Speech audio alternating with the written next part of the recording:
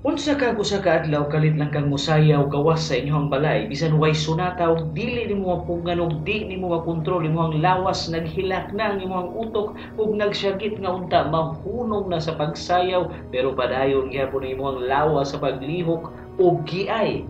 Kini ang istorya sa di mahubad nga sakit nga nikatag sa Europa niadtong Middle Ages, usa ka sakit nga nakaapekto sa daghang tawo nga niresulta sa pagkamatay sa daghang tao. Pero sa di pa ang tanan, ayaw kalimot sa pag-subscribe ug i-click ang bell icon para sa mga musunod nga istorya diri sa Abiseth TV.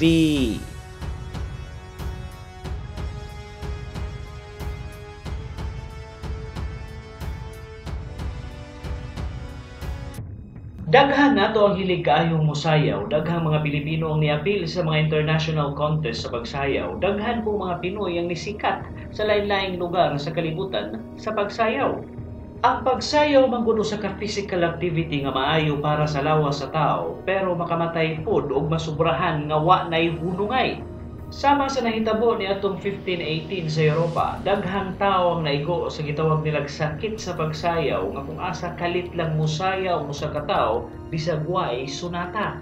Daghan ang namatay ni atong sakita tungod kay ang maigo dili na muundang sa paglihok sa ilang lawas ug pila ka oras, dili na makakaon ug dili na pud makatuog tungod kay magsige na lang sayaw hangtod mamatay sa kakapoy. Hangtod karon wa pa gyud matugkad kung unsay rason ug kung nganong nikatag tong sakita sa Europa.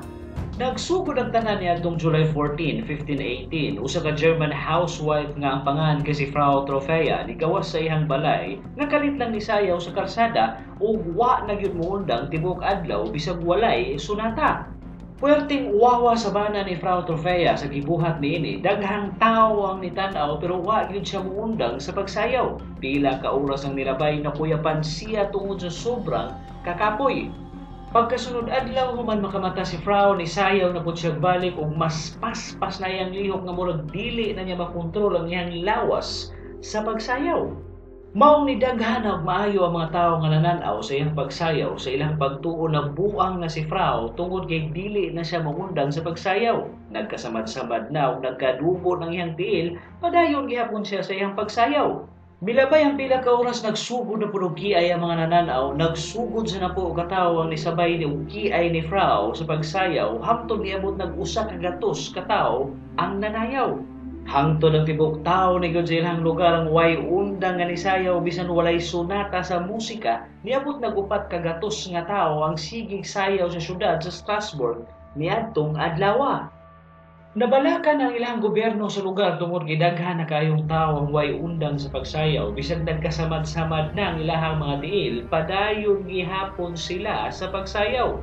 Tanang nanayaw naghilak na ug nagsinggit sa kasakit sa ilang gibati sa lawas kay dili na kuno nila mapugngan ang ilang lawas sa pagsayaw.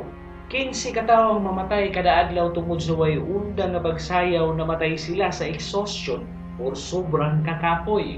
Baw ni konsulta na sila sa lokal nga doktor o mga otoridad tungod kay nahimo na kining seryoso nga problema nila ug nagkadaghan na ang mga nangamatay tungod sa way undang nga pagsayaw. Ug matod pa sa mga doktor o mga eksperto nga gikonsulta sa mga otoridad niadtong panahona, ang hinungdan kuno niini kay astrological or supernatural, pero silang tanan ni uyon nga ang rason kay hot blood. Ang hinungdan kuno niini nga kung muinit ang ulo sa tao, mag-overheat ang utok, maoy rason sa paglihok sa lawas nga dili na mapugngan. Mao katoy ilahang diagnosis sa sakit ni atong panahona sa tuig 1500s, kung diin dili pagaayo advance ang teknolohiya sa medisina.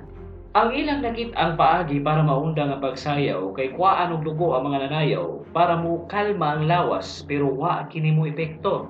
Mao nagdesisyon ang mga otoridad nga pasagdan na lang ang mga tawo nga nanayaw unya nag-hire sila og daghang musicians para tugtugan ang mga nanayaw basin muundang sila sa paglihok sa ilang lawas. Pero wa gihapon kini mo epekto, mas ni grabe pa hinuon ang sitwasyon kay mas ni daghan na og maayo ang nanayaw sa karsada.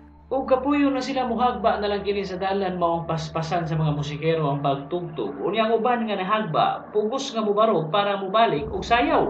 Nahuna-hunaan sa mga otoridad nga katong sakita dili hatlag sa ilang pagtuo gisumpa kuno ang ilang lugar mao kadaghanan sa mga residente dili na mapuglan sa pagsayaw mong kinahanglan nilang mobalik sa Ginoo matod pa sa mga otoridad. Giundang ang tanang mga pasugalan sa lugar hasta ng konstitusyon, gisirada ang tanang imnanan o gadunay gipatuman nga lockdown sa lugar, gisiradaan ang tibuok Strasbourg. Pero padayon gihapon sa pagsayaw ang tanan sa syudad bisan giundang na sa mga otoridad ang tanang dili maayong buhatan sa lugar. Og nahibaw nila nga dili kato ang pinakaunang paggatag sa sakit nga pagsayaw sa Europa na naday nahitabo dito sa France niadtong 1374 sa syudad sa Aachen nga nikatag sa Rhine Valley sa Germany. Pero lahi ang ilang pagsayaw niadtong 1374 tungod kay magginunitay sila sa kamot patuyok ang sayaw sa grupo og pila ka oras hangtod muhagba sa sobrang kakapoy ang mga nanayaw. Ang gibuhat sa mga Pranses niadtong panahona gipadalhan nilang mga pare ang mga apektadong lugar para basbasan og holy water ang mga nananaw ug nanayaw tungod kay gisundan kuno to sila ga demonyo. Pero wala gyud kakitag solusyon ang mga tawo niadtong sakita padayon gihapon ang syudad sa Strasbourg nga way undang sa pagsayaw buntag hangtod gabii. Mao gisuwayan nilang dala ang tanang apektado sa usa ka bungtod ang St. Vitus, usa ka shrine sa santos sa lugar. Ana maanam nga niundang ang mga tawo sa pagsayaw mao nagmisa ang mga pare sa lugar ug nanghatag og gagmayng krus ug puwang sapatos sa mga tawo nga naibasbas sa holy water para pang isulo basin mapadayon nagundang ang pagsayaw sa mga tawo. Og milagrong ana maanam nga niundang ang mga tawo sa pagsayaw ug nakontrol na nila ang ilang lawas hangtod na undang na gyud ang tanan sa pagsayaw. Mao gitawag nila kato og St. Vitus Dance kay mauraman kutoy nakapaayo nila. Pero mga modernong eksperto wa muuyon sa mga gihatag nga rason sa mga kaniadtong doktor o pare mahitungod sa sakit nga pagsayaw nga nikatag sa Europa. Ang uban nagsugyot nga hinungdan kuno niadto kay usa ka hilo sa humay or grain nga perming kanon sa mga tawo nga mao'y hinungdan sa kumbulsyon pero dili gihapon ma-explain kay dili man to kumbulsyon kundi sayaw mangyud to. Ug matod pa sa ubang mga eksperto kay basin patol to tungod kay kining sakita kalit lang mulihok ang lawas sa tawo nga dili makontrol pero dili gyapon nila mahubad kung anong nanakod nga dili man manakod ang sakit nga patol. Hangtod karon walay likong eksplanasyon kung unsay rason sa kalit nga pagsayaw sa mga tawo sa Strasbourg niadtong 1518 ug kung nganong nikatag kato sa tibuok syudad nga niresulta sa pagkamatay sa daghan kaayong tawo.